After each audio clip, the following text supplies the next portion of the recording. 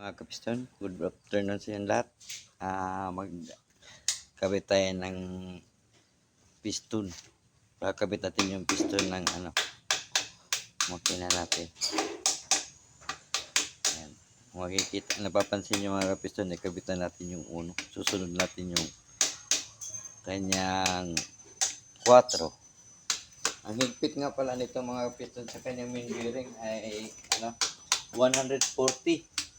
Tapos yung kanyang connecting rod 100 na dito.